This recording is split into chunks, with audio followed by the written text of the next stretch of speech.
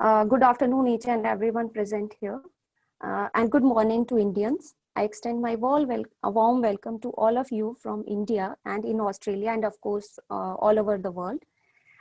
This is Amiti Jastrotia, Assistant Professor, University of Rajasthan, Jaipur.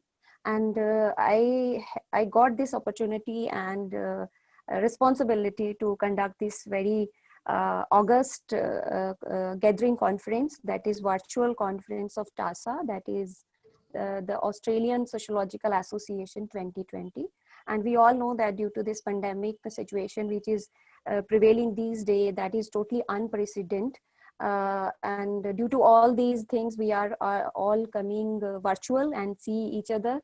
Even me and Nidhi in the same city, but still we are able to meet and seeing each other from virtual conference.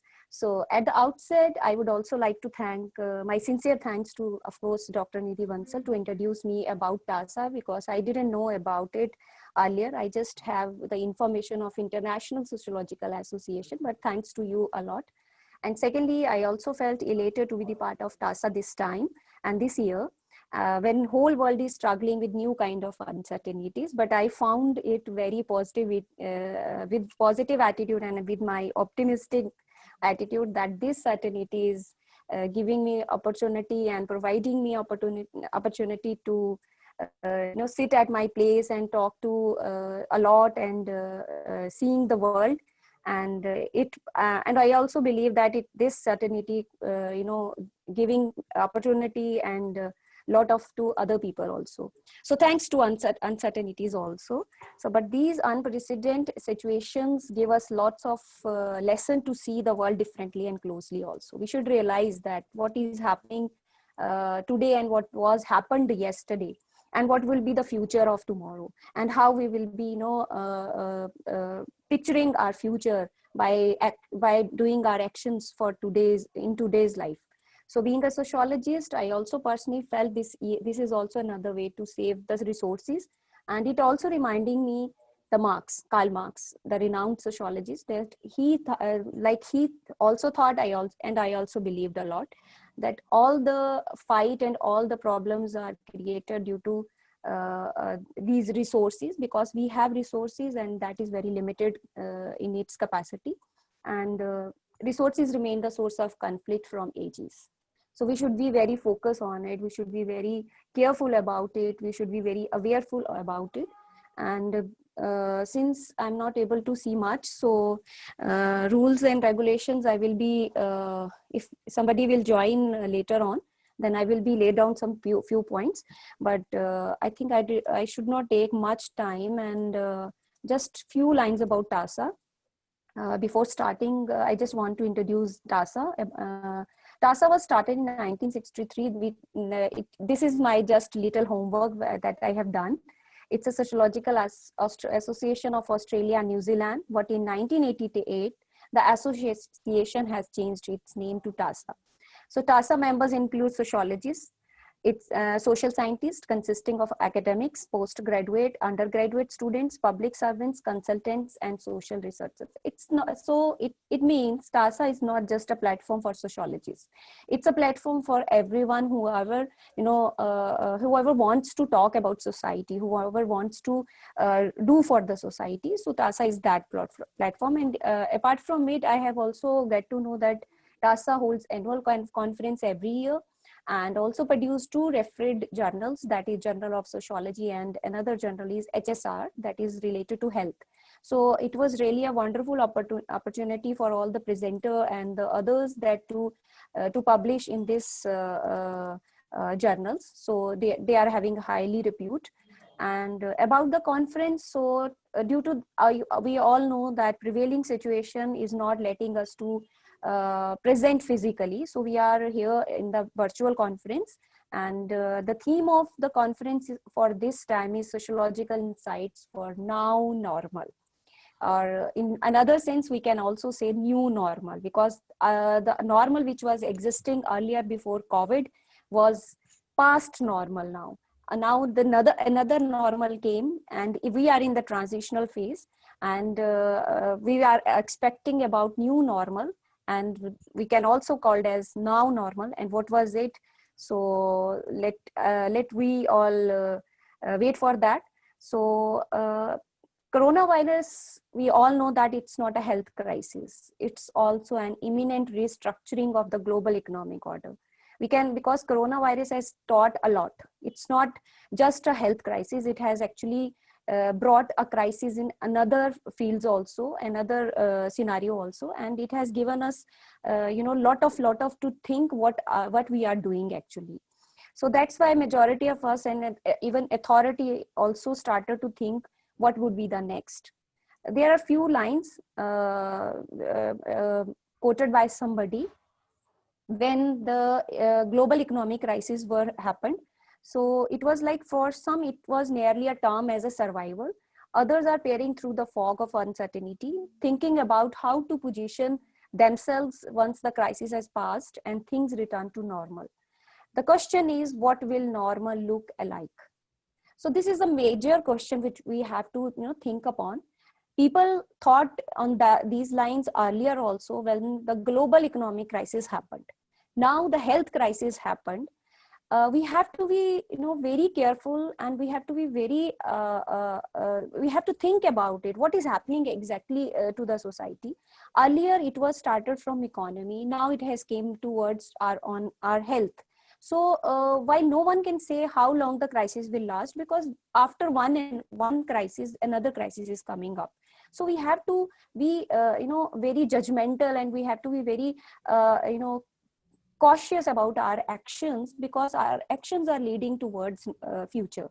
So what we find on other side will not look like the normal of recent years. So there would be, of course, there would be the next normal would be the another normal, new restructuring would be happened, and lots of things would be new for us, and we have to go by it.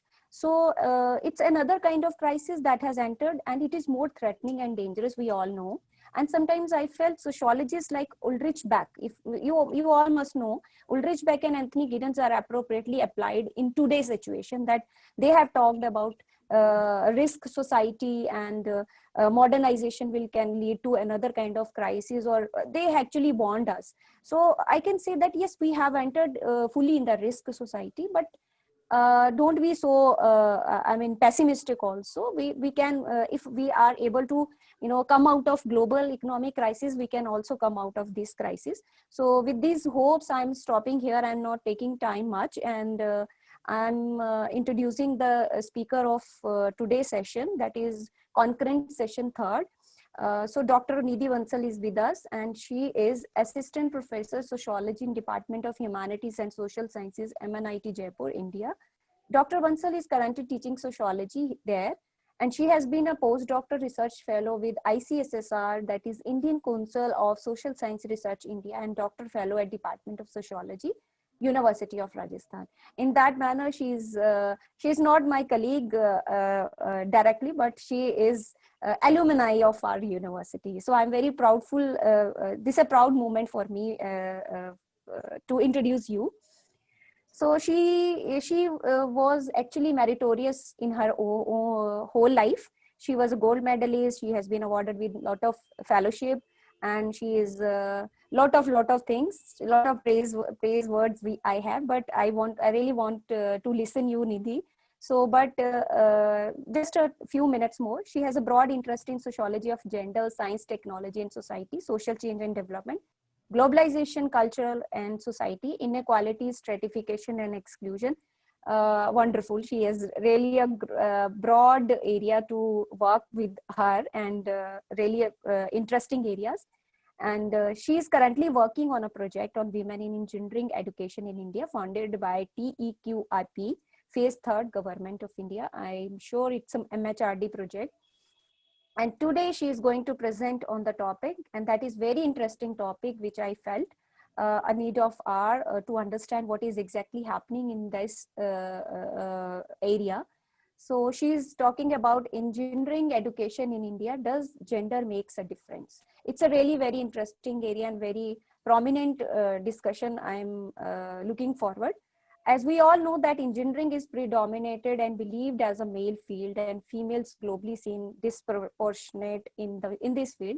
And the situation is not very impressive in India also. So despite of number of reforms and initiatives taken by government, females are generally seen as the backward in this professional front also. So what is happening there, why things are like this? She has done little research also, and very qualitative insights she is going to present with us and with sharing with us. So we are eagerly waiting to listen you, Nidhi. So I'm handing over all the session to you, Dr. Bansal. Now, welcome to you. Thank you so much, Dr. Amity, for setting up the tone for this session, as it is really important to see the present world in the context of the changes, taking place in the society, and especially in this pandemic time, we have uh, witnessed an unprecedented kind of development in the society. We are looking at the situations, and we have to deal with so many of challenges. Though human beings are really, innovative enough and optimistic enough, and we are trying to deal with it on the global level, but the situations are not that much encouraging. But still, because uh, it is something we need to go on, and we need to try our best. So we are looking forward to have a better society, because we are now going to witness a kind of now normal kind of thing. So earlier things were having a momentum of uh, like what was going on, but as a result of this health crisis, we are able to review the things in many ways, and as we are conducting ourselves in online platforms, so it becomes really challenging, especially in terms of the kind of element we talk about as social. It begins with the kind of interaction we have with each other. So each and everything is taking place in the online world, and we are more in virtual society, as Howard Reingold has conceptualized it. So, but we are also having more or less all the elements of social life here also in the virtual world, and we are trying to go ahead with the things. So, hello everyone. I extend a very warm welcome to all the participants over here on this beautiful day. And let me also take this opportunity to thank TASA for providing this platform in such challenging times, to connect with the academic fraternity, and also, come up with that kind of academic endeavor, which with from the comfort of our homes. So it becomes really important. So without further ado, let me begin with my presentation. Uh, the title of my presentation is Engineering Education in India. Engineering education in India, does gender make a difference? So let me begin with my presentation.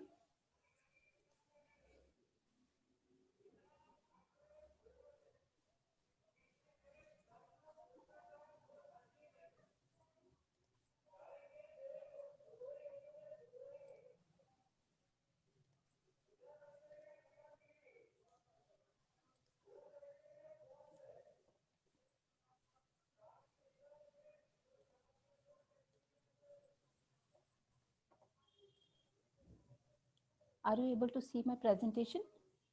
Yes, we are able to see. Okay, okay. So Go this ahead. is about engineering education in India. Does gender make a difference? Gender has always been a category which has been talked about in multiple contexts, and gender discrimination is nothing, not new, especially in the sociological discourses, and we need to understand it in different contexts how it works. So my area of interest was like how it plays its role in engineering education. So I started exploring this area because of striking feature. Sociologists are anyhow guided by the kind of environment they see around. So when I see in my own institute that there is lesser number of females who are there, and at the same time, like how why do we see such kind one of the incident I would like to mention over here, that during a gender sensitization meeting over in my college, one male student actually got up and just said that why these women need a reservation. He was very much upset with this idea of reservation or supernumerary seats which were being provided to the female candidates. So this was really shocking to me to some extent, and the girls were saying that they were not, taking up their seats, and there was a hot kind of conversation. So I could see that why there are certain, ideas about this kind of discrimination, and this kind of antagonistic views about women participating, especially in the engineering education. So I started exploring it, and to introduce with this topic, like women in engineering education are underrepresented globally. So here there we can see that these are uh, uh, women, like in UK, USA, India. You can see a significantly disproportionate number of women in engineering courses which are enrolled over there. So education has been identified as one of the major instruments to overcome hindrances, and equal participation of women in education is crucial to achieve the dreams of an egalitarian and just society. So this is very basic, that when we talk about education, education is considered to play a very instrumental role in bringing development and change in the society. However, women in India shun from science, technology, engineering, and mathematics courses and fields. So they are neither seen more in educational institutions, and consequently nor in the workforce. Engineering is male dominated field, and there is disproportionate number of women in both in educational institutions, and consequently in the workforce and the labor force participation of females globally. So this is the data which I have extracted from the All India Survey on Higher Education, which anyhow, very significantly reveals this kind of disproportionate ness which exists in the engineering courses. So there has been, in the last few years, there has been a constant number of female enrollment, especially in the BTech or the technical courses, which I'm talking about primarily. So there has been 40 females per 100 male students in BTech courses, as it is not the same in other courses. At the same time, there can be seen from the graph itself that there has been a increasing trend to some extent in various courses, but this is constant, very much constant with the technical courses like BTech.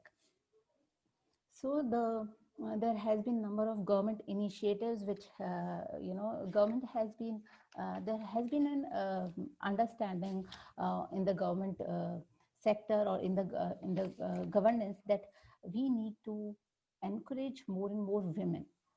We need to have more and more women in science sector also, because they were also able to see or palpate the kind of educational ghettoization in various courses, across various courses. So in the year 2020, National Science Day, which is celebrated, so the theme of this day was Capped Women in Science, which was aiming to generate awareness, focus, and action across nation to provide more opportunities and to mitigate the challenges for women in the STEM courses. There is another program which we talk about is Gender Advancement for Transforming Institutions. So this is an online portal which is going to provide e-resources, which anyhow might help, and kind of dissemination of information to the women about the facilities, the schemes, the scholarships, the career counseling things, especially in field of science and technology. There is one more initiative recently has been launched by the Government of India, which is Vigyan Jyoti, which talks about providing a level playing field for the meritorious girls in high school to pursue science, technology, and engineering and mathematics courses, STEM courses. And they aim to provide benefits or tap 100 girl students in 550 districts from 2020 to 2025 to cover girl students of grade 9 to 12. And there's one very important thing which has been incorporated in this scheme is counseling of parents, which is really important, and to provide more and more interaction of students with the leaders in the field, and role models, and providing them the models for their development. There is one more thing which is really important and is playing really significant role also, that is quota of supernumerary seats in nature, that talks about providing more and more seats to the females, and number of females has rose in recent years. After 2018 and 19, there has been a rise in the number of the students, but still there are certain barriers and constraints which female students feel when they have to, they have interest in the STEM courses and when they have to enroll for the higher education. So why are we concerned at all if women are not there or women are there? So in science courses, why we are so much concerned about this kind of equity and equal participation and representation of females in these courses? There are multiple reasons behind it, but let me discuss one by one. When we talk about that women constitute half of the population, and we cannot ignore their potential, which is which can be really immense in the nation's growth, and we cannot afford to overlook that idea. There is distressingly low LFPR of women in India, and there has been a constant decline in the graphs of that LFPR for India in the last few years, and it really is an issue of concern, and it's shocking also, because according to modeled ILO estimates, it is 20.335% in the year 2020. So it not only indicates that there is, the report sometimes at some places has also indicated that there is this less participation of women is because of lower literacy levels, and at the same time, lack of availability of such flexible working options which are appropriately matching to their educational qualifications. So this has been revealed in certain reports about LFPR and declining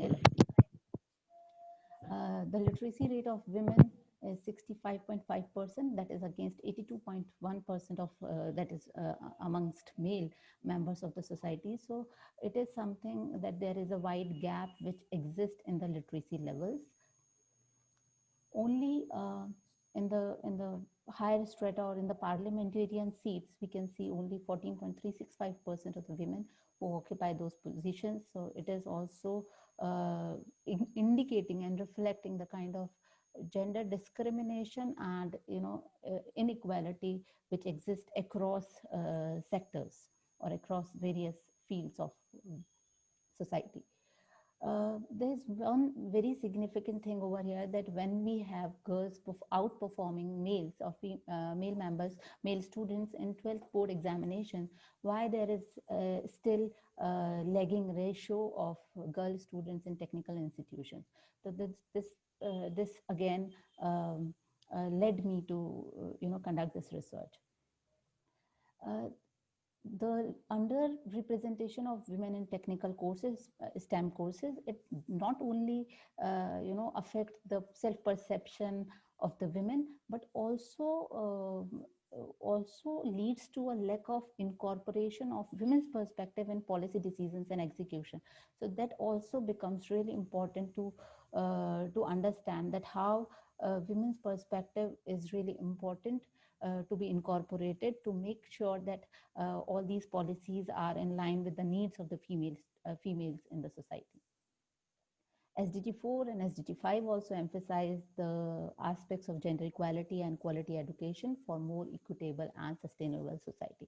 So we are concerned with this kind of inequality and disproportionate participation of women in STEM courses, because it is leading to inequality. We are not realizing the potential of the women, the half of the workforce, potential workforce, and the productive workforce in the nation's development, and also that their perspective is not incorporated into the kind of policies which we have for the society. So there are certain biases and stereotypes which exist, and I am taking them in the beginning only because these are very well established kind of biases and stereotypical, understanding about women and the relationship of them as such, or their participation in the STEM courses. So women either could not or should not do maths and science. So this is something which is reflected in my research also, and the qualitative kind of data which I have collected. So, and this is very much prevalent in the society, that women should not or cannot, pursue those technical fields which are considered to be, which are majorly male dominated, and they are not capable of doing maths and science, and they are not that good. So biological superiority theories also exist in this context, where this has been talked about, that women are they have the physiological characteristics and the psychological characteristics that they cannot carry science further in advanced modes. So education of female has not been prioritized and seen as not necessary, especially in patriarchal traditional setup of Indian society, where education of male members has been prioritized, and they are considered to be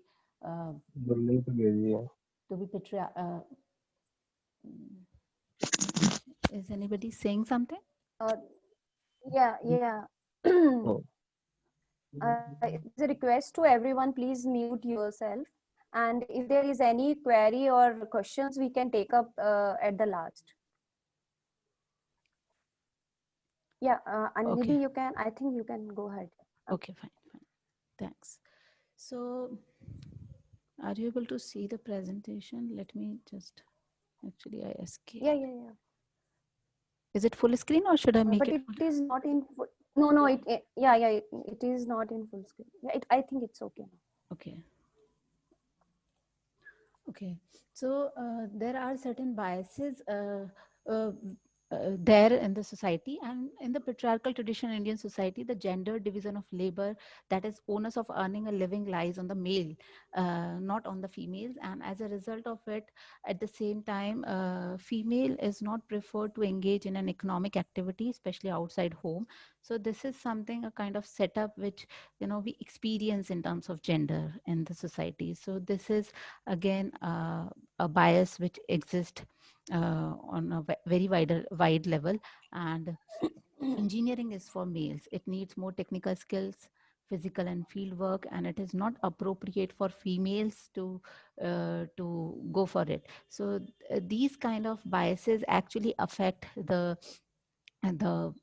females participation and inclination towards science. Need for financial investment, so not so relevant for females. They finally have to marry and go to her groom's house. So this is also very deep rooted kind of traditional belief, where the kind of investment which is needed, especially to carry on with the engineering and STEM courses, coaching is required. They have to go for further other kind of expenditures. So the investment is not supposedly or considered to be something very much desirable. So if they have little whatever amount of money or the wealth, so they would like to invest it on the male members of the family. So about the present study, I would like to just brief about the kind of study which I conducted in my institute. It is a qualitative study on about the women in engineering colleges, and the data for the present study was collected from 68 female students, and during July to November 2020. And this data was collected through Google Form. I circulated a well-structured questionnaire to all of them, and also conducted online semi-structured interviews with them to get in-depth understanding about what they think, and we can have a conversation about it. So to get an intuitive understanding about the things, these interviews actually played very, very important role. And data was analyzed intuitively, and the NVivo 12 software was used for textual analysis. So the broad objectives for this research was to identify enablers to identify constraints and to get a better insight into the kind of things which actually matters. So what are the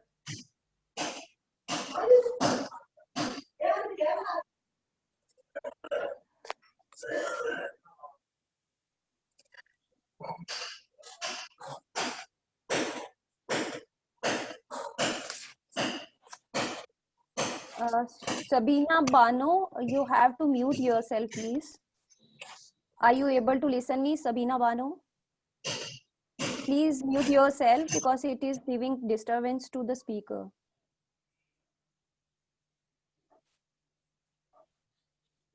All right, thank you.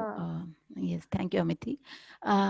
So the broad objectives for my research were to identify enablers and to identify the constraints from the female's perspective, because I was more interested, there are a number of studies which have been conducted, but yet because there has been certain government initiatives in recent years. So I intended to identify the enablers and the constraints which actually work from the female's perspective, and to get an insight into what actually matters and what actually brings them to the STEM courses or stops them from coming to the STEM courses.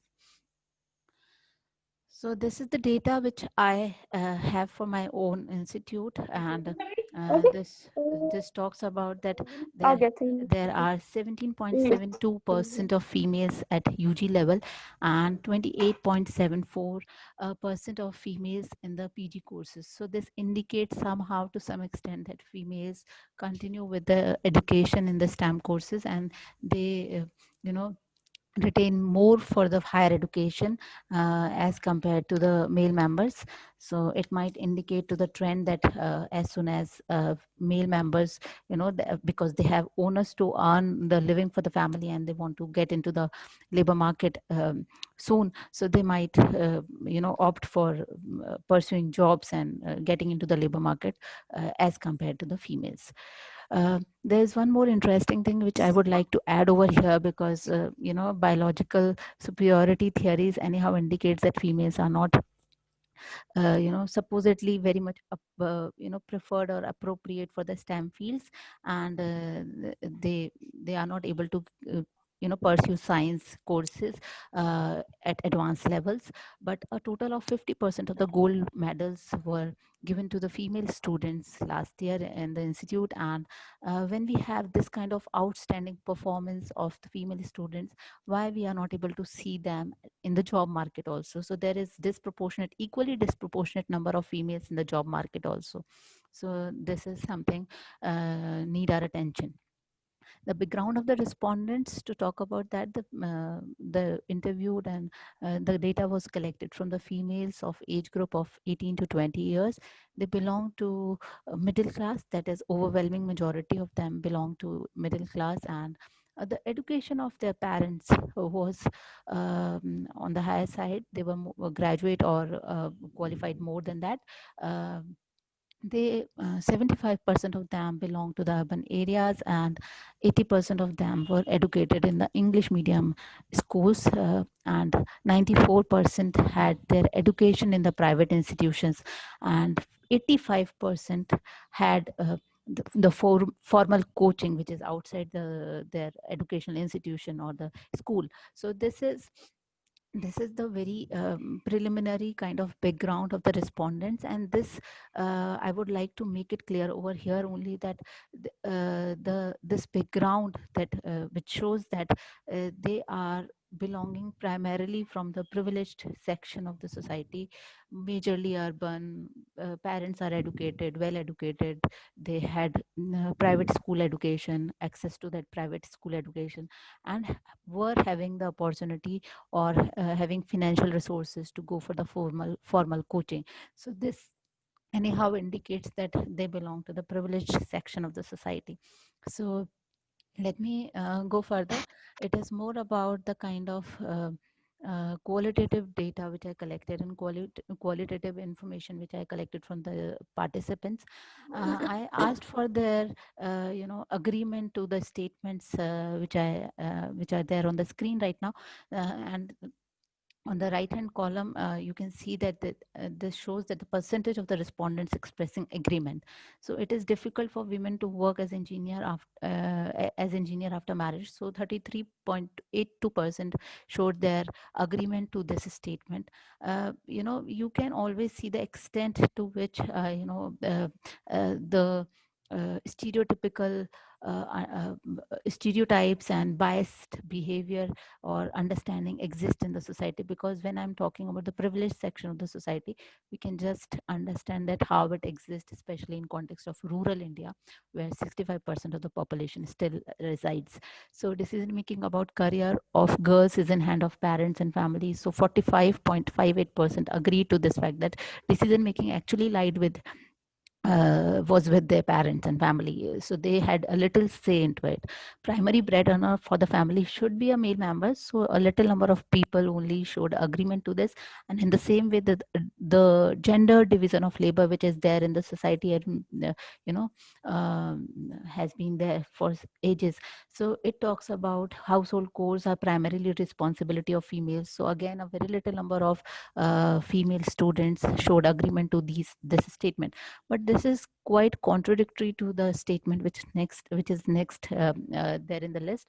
Most women leave jobs because of home and childcare responsibilities. So when you are agreeing to this idea of that women leave job because of this household and childcare responsibilities, so the previous two statements shows the kind of they wish to have this kind of thing, that primary breadwinner is not the only male member and the household chores are not only the responsibility of the females.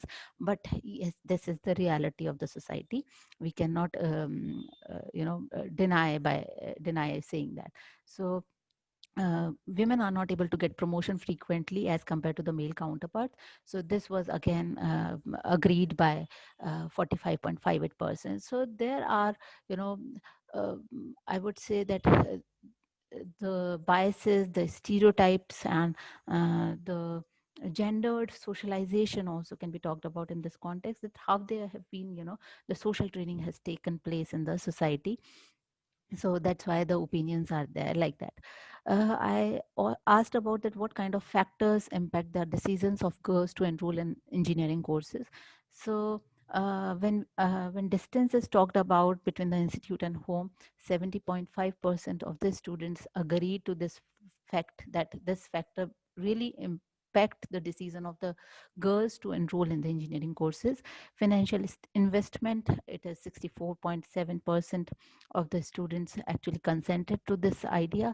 Then security concerns are very major factor and determinant in kind of decision girls are able to take for pursuing STEM courses, that is 86.76%. Gender biases exist, that engineering is not for girls, so it is something lesser, less number of respondents actually showed their agreement to this factor. So that is 39.70 factor 70%. It actually indicates to this idea that their parents were educated enough not to communicate this kind of uh, understanding, or because the females in the society, what kind of environment is immediate environment is provided by their parents, their peers, their school actually plays very much important role in framing their worldview and their understanding about the things. A lack of opportunities for formal coaching apart from schools, so few of them agreed to that, that is 29.41%. And decision making about career of girls is in hands of parents and family, again it is very much clear that that decision making is still not there, and the decision has to be taken up by their family and parents. Instruction of medium is English, 26.47%. There were few girls I asked about, what kind of experience you have that you could make it to this engineering institute. But what about others, your peers, your friends who were also willing to pursue engineering? Why couldn't they make it? So there were, very much situations where girls were not that much confident that they will be able to pursue engineering, because they were not that much conversant in English, and they were not proficient in English language, which is primary language to primary language for the instructions in the engineering courses, STEM courses. So this also played very significant role, and at the same time few were not able to gather the confidence which is required. So there was lack of self efficacy also about this understanding.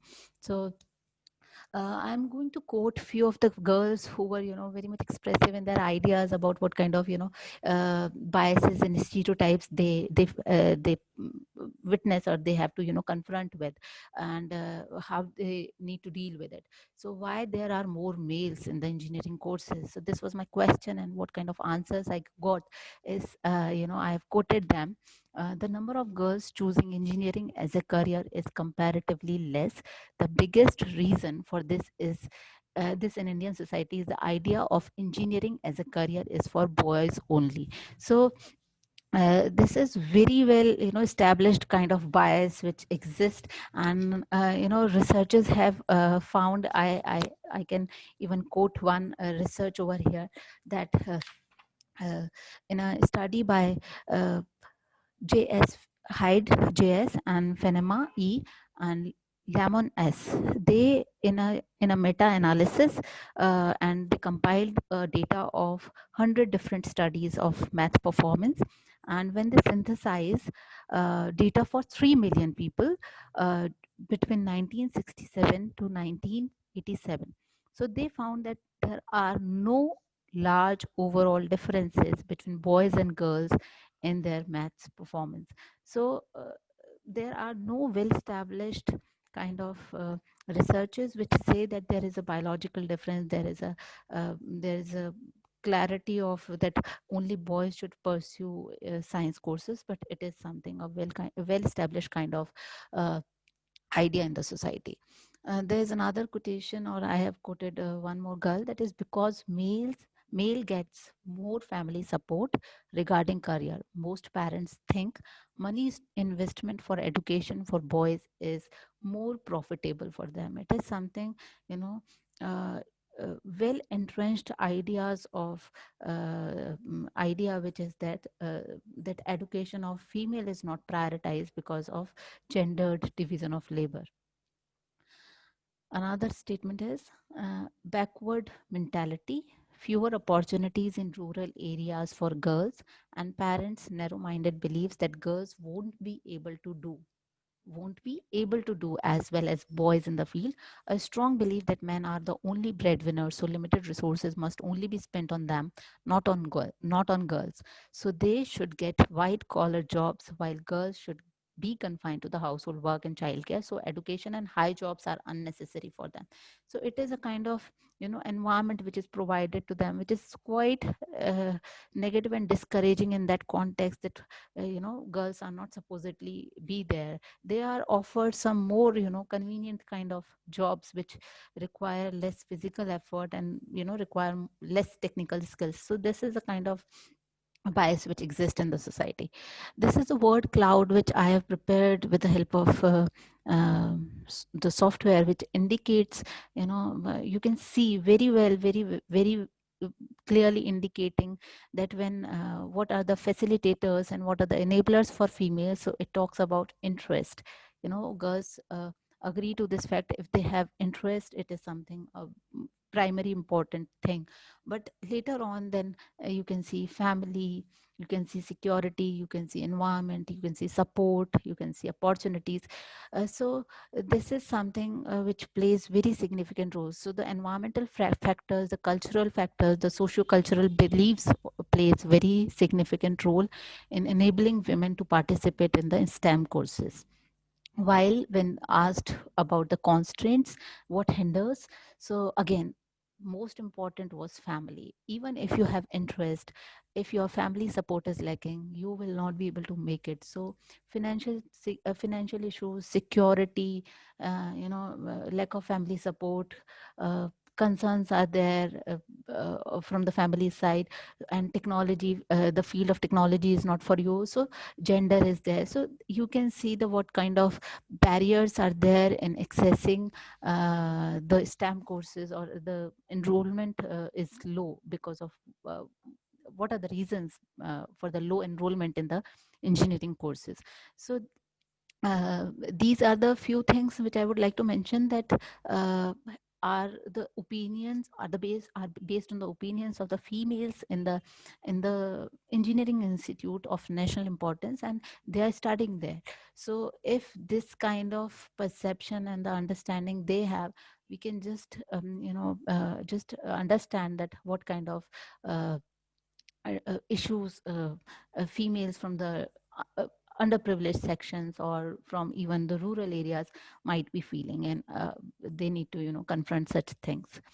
uh, Conclusions, I would like to draw four things over here, that my results are indicative of that socio-cultural beliefs play very important role in providing in in in a way hindering the participation of females in engineering courses. And if these biases persist more and parents are not able to overcome that because of they are also not educated enough, so this leads to lesser participation of females in engineering courses, even if they are interested and are talented. Self-efficacy and awareness, so this talks about that what kind of self perception they were able to generate. So individual motivational beliefs do not develop in a vacuum, that develops in the surroundings, in the environment in which they are, it is something about nature versus nurture kind of debate which we normally talk about. So it is the environment in which they are growing, and they are developing their the concept of their own, and the perception of their own, and at the same time the perception of what they can do. So socio-cultural beliefs also impact not only the kind of participation of females and gender division of labor. They do not just reiterate those facts, but at the same time uh, self perception about own self, self assessment is also affected by this by the socio-cultural beliefs. So if there is a well established kind of bias which talks about that engineers are not, engineering field is not for females, so they themselves starts perceiving their own capabilities, that they are not they starts underestimating their capabilities. So this is really important. Then family support plays a very significant role. Social class differences also are reflected into the kind of parental beliefs and the behaviors towards education. So if parents education is good, they are able to understand that it is not that much true, and they are able to overcome all these biases and perceptions. So this perceived competence is then greatly affected by this idea. Then government policies, in the recent years we have been able to witness an increase in the number of the people who are participating on the in the engineering courses. So that is because of certain government policies which talks about more and more participation and encouragement which is provided to the females to come in the STEM courses. So now we can have a very brief discussion about that, how we, why women do not have a level playing field of engineering. So I would name it as the cultural ceiling, the concept of socio-cultural beliefs, which anyhow, create a ceiling for them. They are not able to think beyond that. The kind of understanding which penetrates so deeply. I have mentioned the unconscious bias. That unconscious bias not only affects male members of the family or the society, but also the females of the society, because they start believing what is more prevalent and more established kind of thoughts and stereotypes and biases in the society. So they start that enters into their the understanding of the society that deep that they are not able to overcome above that. And motivation, as it is always important to make anybody progress in their life. So when they then themselves uh, are not able to have that self-efficacy, or that assessment as they under-assess themselves. So as a result of it, a ceiling is created by the socio-cultural beliefs for them, and they are not able to break it because of unconscious bias which they themselves have incorporated into their sense of self, and the kind of understanding of the social realities. So it is the social construction of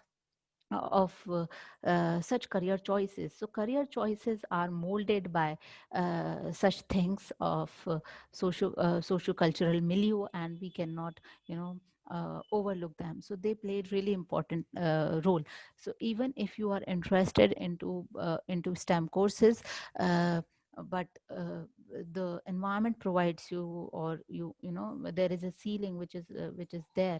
So as a result of it, you are not able to think beyond it. The confidence gap is one more phenomena which has been talked about. Claire, just a sec. Yes, Claire Shipman. Yes, Claire Shipman in 2009 in the book Womenomics, she has talked about the confidence gap. She has talked about that even if women, reached the top levels, and they are given responsibility, and they are, working with credentials, even then they have a constant feeling of self-doubt, which, anyhow affects their participation in various things which are primarily male dominated and considered to be the male dominated one. So this also can be analyzed in context of lesser participation of females in the engineering courses. Lack of autonomy, choice, and agency, it is a very big question, that what kind of decision making powers females have about their own lives, about their own careers, and this kind of agency, whether they carry with them or not. So there is a lack of autonomy and agency for females while going ahead with the idea of then choosing their career. So career choice has been greatly influenced by the social cultural barriers, and at the same time lack of autonomy which they have. Experiencing gender at home, school, and societal levels. So at each level, they are in the family, they are at the individual level, at the school, and in the level of society. So they have they experience gender. It's the way they live, it's the way they are treated. So at every point in time, and at every point in their lives, they are able to see Nidhi, your voice is breaking. Okay, am I audible now? Am I audible now? Yeah, now it's okay. Okay. Now it's audible. Yeah, go ahead. Okay, thank you. So this is the way we can understand that why women do not have the level playing field of engineering, even after these great efforts are being, initiatives are being taken by the government. So in our research, it has been found to make, effective implementation of these government initiatives also, there need to be a socio-cultural and political change in the society, which for the effectiveness of these programs, it is really necessary. So it is very much evident in this study also that even if they are given access to the institutions, and they are provided supernumerary seats, and they are, there are more and more encouraged, even then, if the family support and parental support actually plays a pivotal role in providing them real access to the um, field, to the STEM courses. So I have tried to generate an ecosystem which talks about the career choice and the uh, social construction of the gender, and how it interacts with each other, the kind of dynamics it interrelationship it has. So on the personal level, the understanding of self competence Nidhi, I think there is some problem with your network. Okay. Because we are not able to listen you properly, in between. Okay, let me just. If you want to, switch off your video, I think we can hear you properly. Okay, fine, fine. Uh, I'll do that. yeah.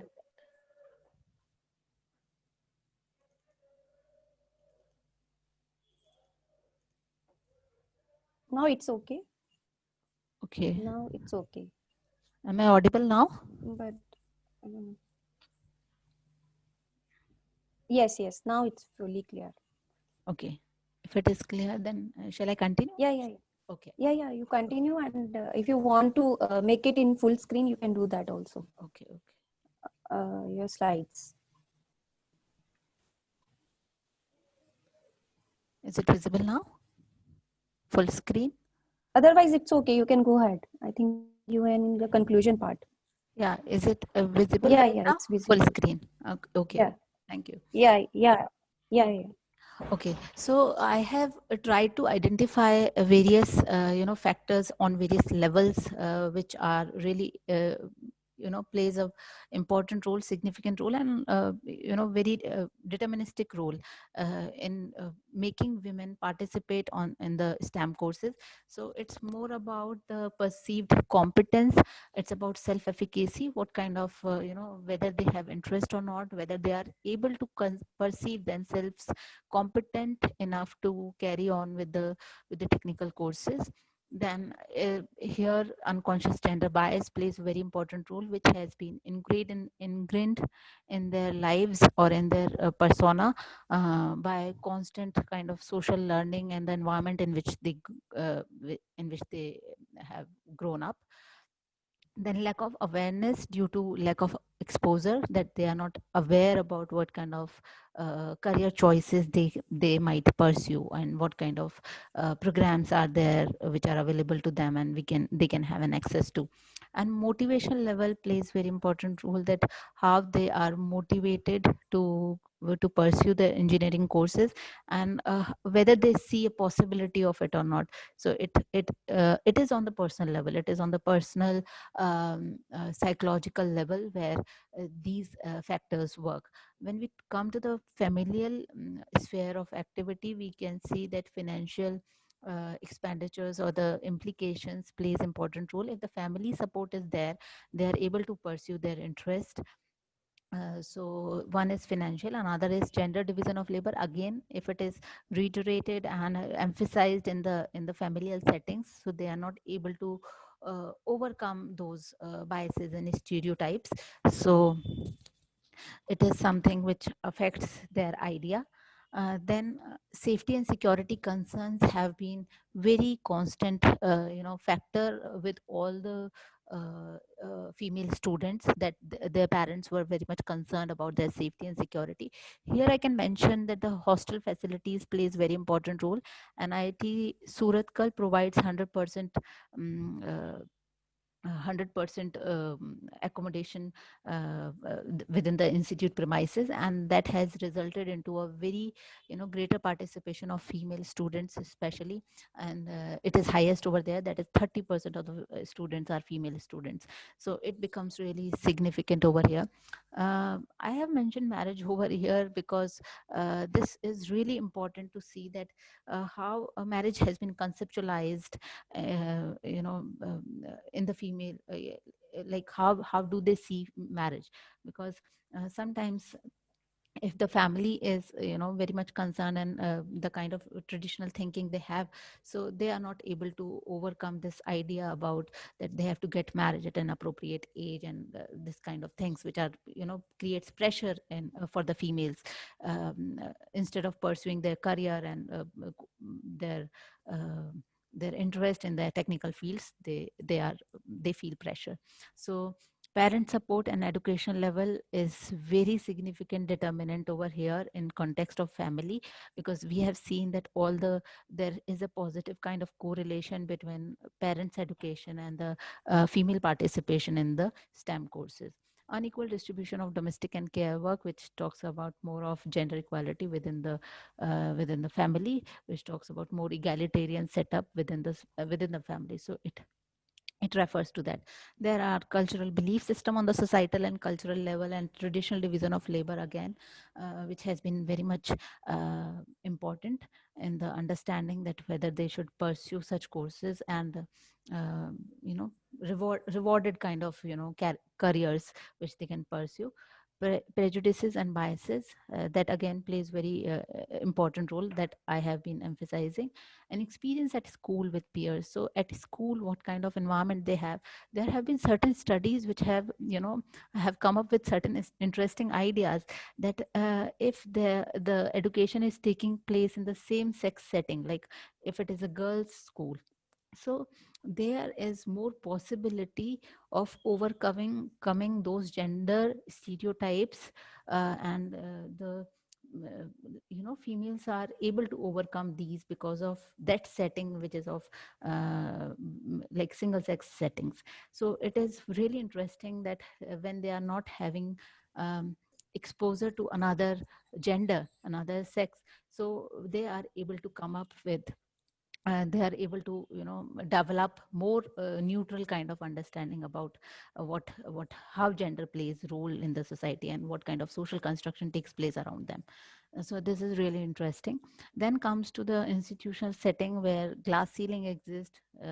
Many of them have agreed that females have lesser chance of promotion, and work culture has been really important in society of women engineers, has also emphasized that every like one engineer out of every four engineers resign from their jobs because of adverse organizational culture which exists, which is not um, appropriate for them, or which do not encourage them to pursue their career further.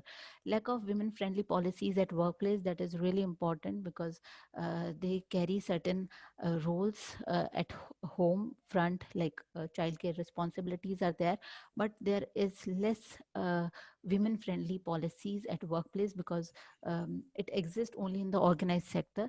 In unorganized sector, which is the major part of the economy, there is a lack of such facilities and such policies. Dual role is considered as inability. It is something, a kind of stereotype which exists in the workplace, and they are not encouraged when they are carrying dual kind of responsibilities, which is very much associated with the working women. So they have adverse kind of organizational culture, and they are not encouraged. Even ICMR director Dr. Swaminathan has also mentioned at one place that her suggestions were not taken up seriously because she was a woman. So it is something very much very important to understand that how women confront, or have to deal with the untold kind of ceiling, or glass ceiling, which we refer to in their promotion, in their development, in their career advancement. So this is the whole understanding about that, how what are the factors which plays a very important role in bringing women to the engineering courses, and how in COVID times there have been multiple concerns which have been expressed at various levels, that women are now will be in a exacerbated situation, because they will not be having access as they were having earlier. So this is going to have more difficult situations for females to overcome the barriers in terms of uh, lesser importance of their education, lesser importance of their interest, and the kind of autonomy they have, the agency they have. So this is the whole ecosystem which works, and it has to be corrected at all level if we wish them to participate in a meaningful manner and to contribute to the nation's development and growth. I would like to mention a little bit about the limitations of this study, that this study was conducted virtually, and they were not, the participants were not, like respondents were not contacted in the physical world, and only the female students of one institute have been contacted because of such pressing situations. So this might bear with the consequences and the outcomes of this study. I would like to acknowledge TechCube 3 for providing funds for this financial support for this study, and the respondents who provided their inputs, and TASA for providing this opportunity in times of crisis. So that's it. That's all from my side for this presentation. I now welcome, and thanks for the patient listening. I now welcome any questions and any discussions which we might continue with. Thank you. Okay. Okay. Yeah. Okay. Thank you so much, Nidhi, for this wonderful and thought-provoking research you have, uh, came in front with us, and you shared your valuable, facts and figures, what is actually happening inside the engineering colleges. We all are, label those colleges and institute at the topmost in India and in the world. And when we see the internal situation of, gender facts, what is exactly happening inside there, so it is sometimes sorry figure, because I myself is from that kind of institute, and I saw how the number of hostels of the boys were like 11 or 12, and the number of hostels of girls were just 2. And it was like from hostel number only we can make out the figure that what is exactly people have the attitude and the belief system that what girls can do and what girls can't do.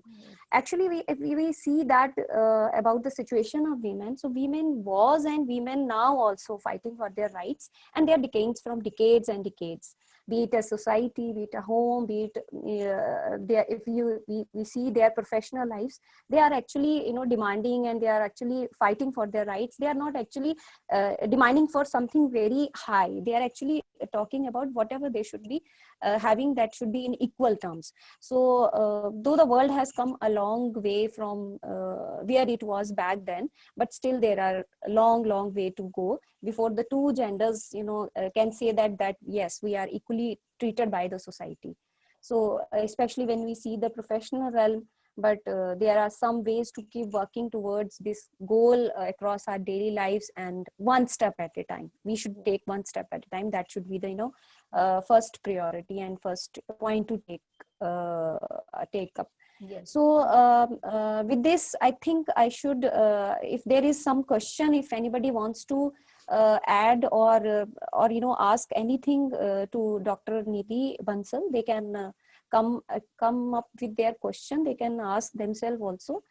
Otherwise, you can write in a chat box also if there is any question. Otherwise, in meanwhile, I just want to have few queries or few clarity I want to get from you. This is wonderful that you have analyzed and you have concluded that parents' mindset is very much important, and that should be the focal point. If parents' attitude are changing, and parents believe that their girls can able to do as much equal as their sons can do, so lot of changes can register in the society. But somewhere you are I found it a very interesting term that you have mentioned, that cultural ceiling. Right. I just want to know, this is your term you have given, or from somewhere you have taken it, because it sounds me very interesting. See, this term has been used in context of diversity and inclusion in organizations.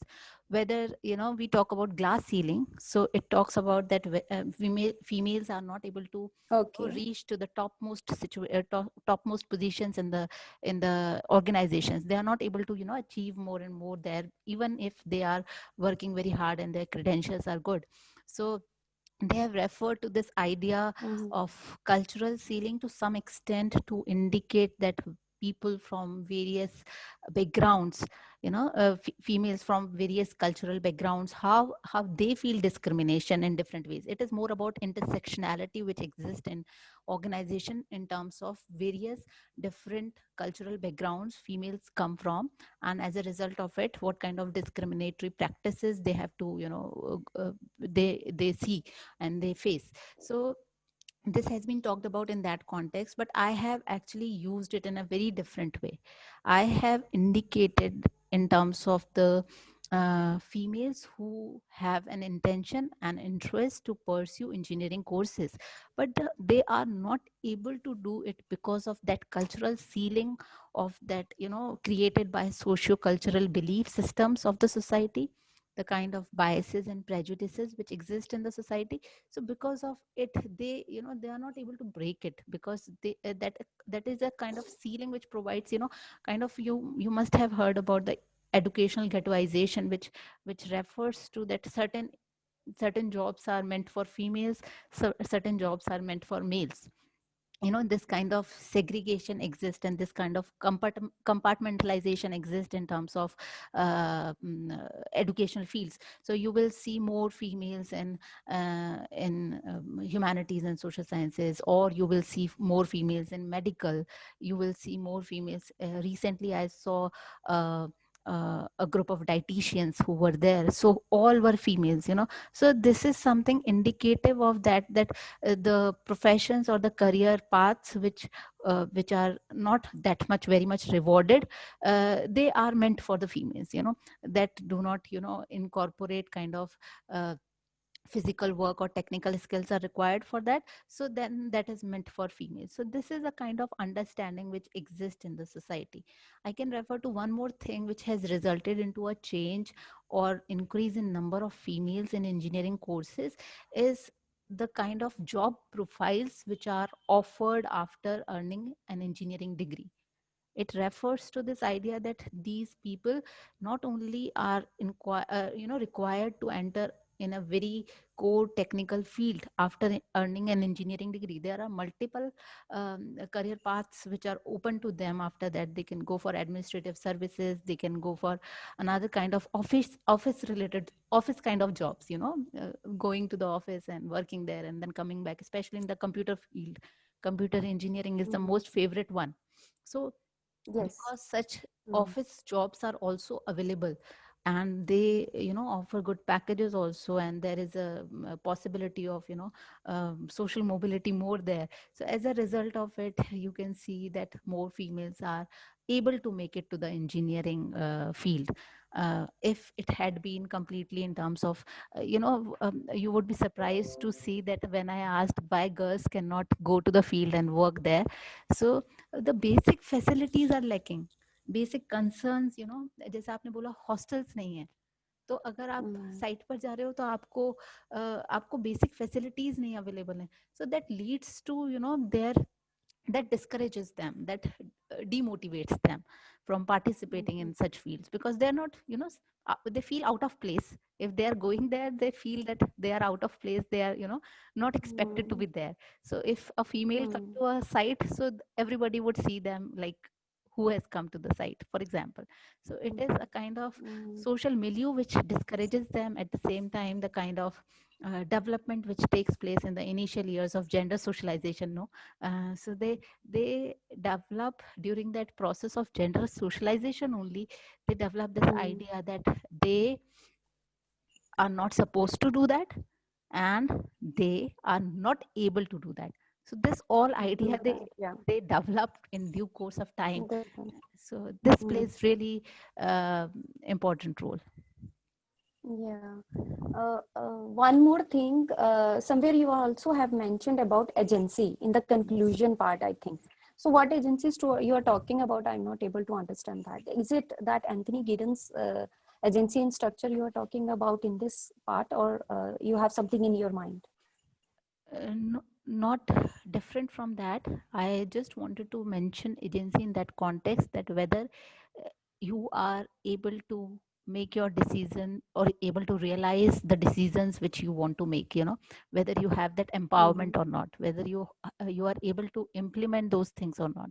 So this indicates to that idea of agency, that you are not able to exercise your autonomy or agency in your life, in the decisions which are related to your life. So if you are interested into STEM field, when I asked few people, one of the participant in my study responded that she had to actually fight with her father just to make sure that she is coming to the engineering field. She asked for some family support, and she fought literally that I want to go for engineering, I'm very much interested and I want to pursue it. At some point in time, her own cousins could not do it, and they were also interested in engineering, but they could not make it.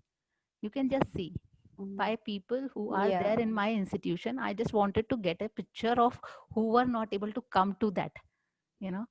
So what were the barriers for them? That's why my study was very much based on the kind of in-depth interviews which I had with the students.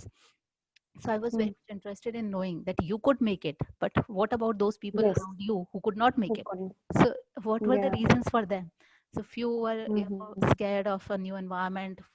Few were not able to completely perceive their competence as that they will be able to cope up with the situations. And parent support was very much crucial, very much deterministic in nature. Yes, that is the central part. Yeah. Yeah. Got And it. parents are educated, then they are able to actually support. If they are not that much educated, it has also resulted into a kind of thing which I could see in my study. Yeah, good. So this was from my part. Is there anyone to ask? I think Mudraksh wanted to ask something. Yes ma'am. Yeah, Please. yeah. Go ahead. जैसे हम ma'am hunting और gathering societies में देखते हैं, Yes. तो वहां पर जो गैदरिंग सिखाई जाती है फूड की, वो महिलाओं को सिखाई जाती है, गर्ल्स को सिखाई जाती है, और जो वेपन्स मेकिंग सिखाई जाती है वो मेल कैंडिडेट को सिखाई जाती है. तो अगर देखें तो हम जो ये प्रोफेशनल क्या बोलते हैं सेग्रीगेशन है, वहां से स्टार्ट हो जाता है. Yes. अब अगर हम मॉडर्न सोसाइटीज में देखते हैं तो हम फैक्टर्स गिनाते हैं कि इस फैक्टर मतलब एक एजेंडा के तहत मोल्ड किया जाता है बिहेवियर को, या मतलब सोची समझी रणनीति के तहत किसी को मार्जिनाइज किया जा रहा है और किसी को ऊपर भेजा जा रहा है, मतलब भेदभाव किया जा रहा है, हम यहाँ पे देखते हैं. लेकिन हम इसको मतलब कैसे तुलना करके देखें, जैसे हंटिंग एंड गैदरिंग में वहां भी सेग्रीगेशन किया जा रहा है लेबर का, और यहाँ भी किया जा रहा है. यहाँ पर हम ये कह रहे हैं, आरोप ये कह के लगाते हैं कि ये स्ट्रेटेजिक है, और वहां पर हम कैसे वो भी स्ट्रेटेजिक होना चाहिए अगर ये स्ट्रेटेजिक है, तो ये चीज कैसे हम समझ पाएंगे इन दोनों में? Recently, I don't know, I am not able to locate it right now, Yeah, but I have read it. Am I audible? Am I audible? Yes, you are audible. Okay. So I'm not. Yes, audible. Yes, you are audible. Yeah, go ahead. I'm not able to just remind myself that where I have read, but I would say that at some place I have read that in hunting and gathering stage, females were also the hunters. They were also the hunters. There have been some proofs recently have been discovered that they were not only the gatherers, they were also the hunters. So I would like to just add to this idea, especially in context, what has happened in the past is something a matter of contemplation and a learning. But now if we look at the present world where we are enshrining the values of equality, fraternity, freedom, liberty, so we need to understand that if somebody wishes to, just for the sake of because they are females, or kind of prejudiced thinking exist in the society, so we cannot take up that right away from them. So they must be given right to just pursue the things. Security concerns came up like a very important factor over here. Like females were not given opportunity to go away from their homes. So I was trying to understand that how security concerns really become important when they have to travel.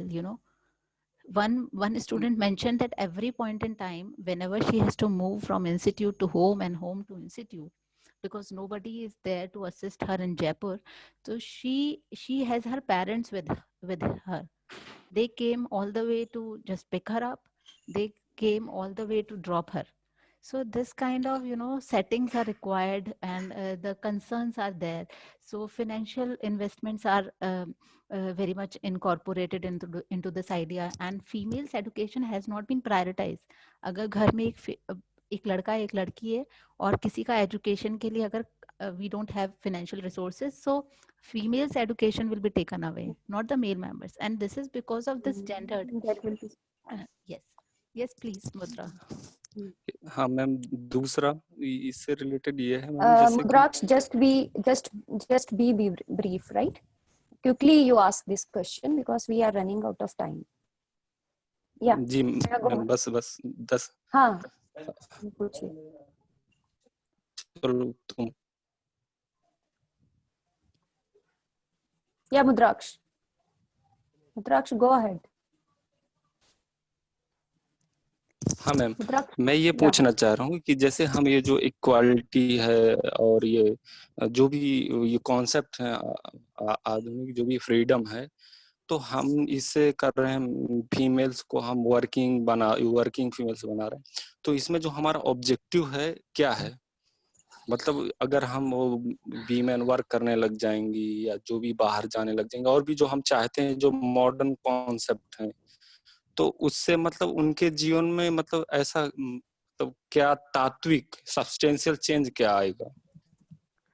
I would say, I think you're talking about economic empowerment, and when they are able to work on themselves, work for themselves and for their own family. Political Yes, political empowerment is there, economic empowerment is there. You can talk about Amartya Sen's concept of development as freedom. So it talks about that they will be, growing, and they will have that sense of development and sense of empowered agency they would have.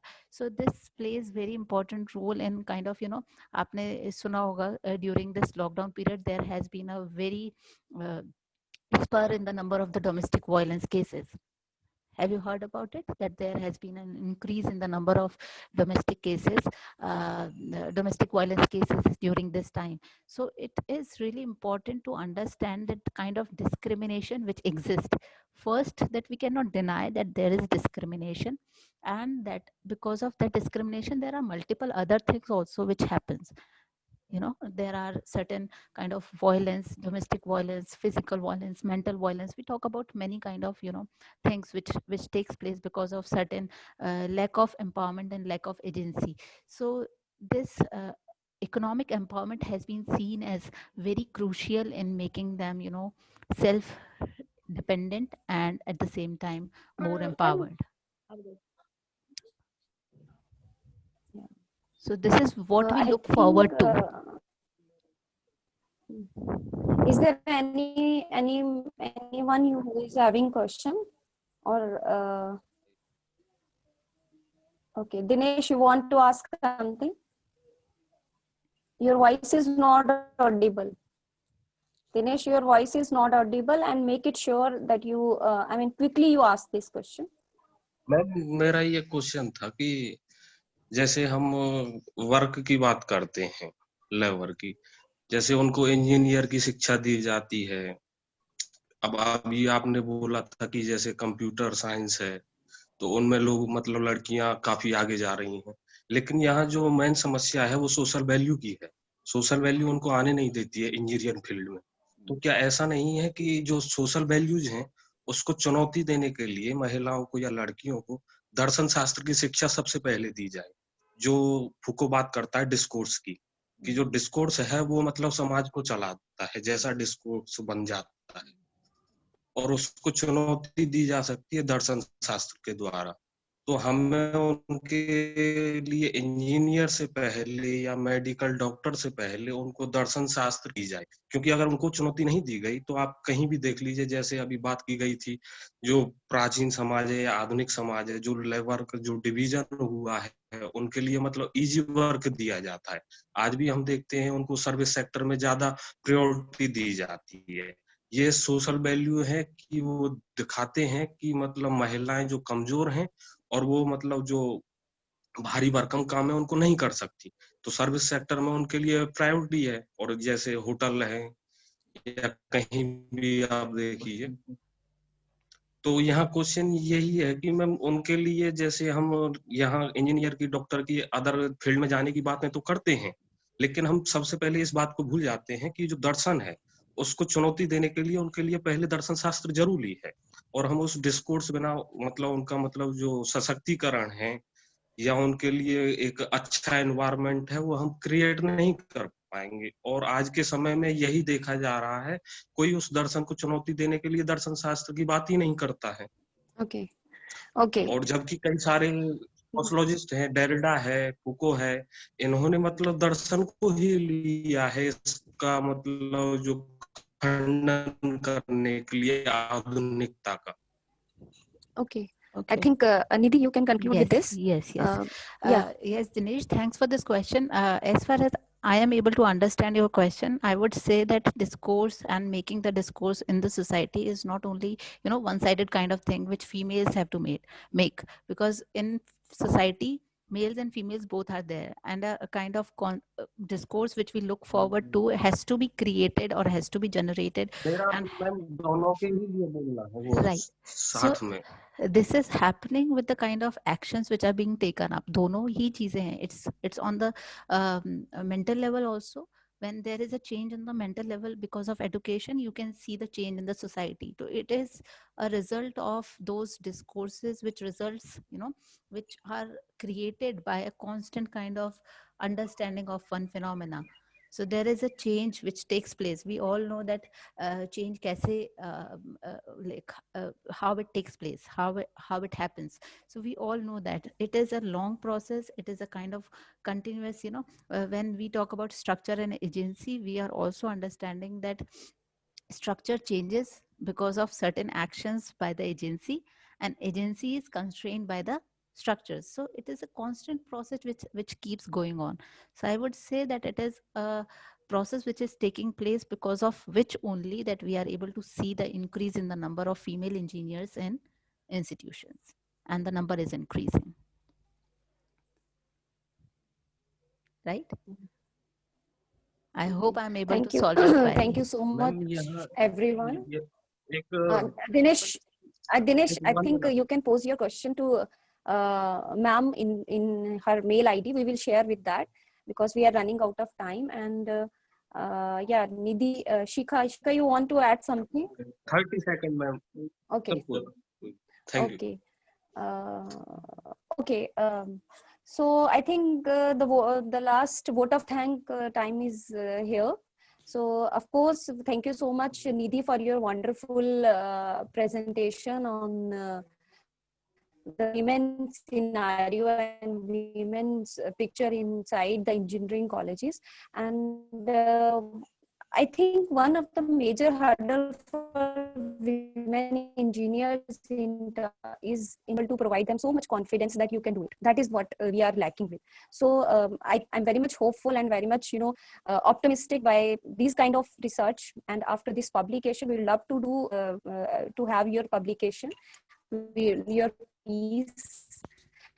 You please share with your piece with us to read and with our students, and this would be a wonderful opportunity to us to think about other aspect of the life, that where are the other pockets where gender inequality exists. Yes. So with this, I think we should conclude this session, and we should yeah, ma'am has shared her mail ID in the chat box. If any one of you is having any particular query or question, you can contact with her. So with this, I formally present the vote of thanks to all of you. So firstly to speaker, yes, of course, you are the main core of this session. So you were very beautifully and very wonderfully, you have, posing all these questions to us and wondering, we are all wondering that what is, the way out. Yes. So thank you so much, Dr. Nidhi Bansal, and thank you to the TASA also to give me this opportunity to conduct this session. And I would like to thank you to all the participants also on the last moment and the last minute. Yeah, you also want to add something. Yes, yeah, I want to thank you, Amity, Dr. Amity, that for conducting this session so gracefully and managing this so nicely. And I also thank all the participants to give their valuable time over here. And I had really great time interacting with you all. Thank you so much. Thank you.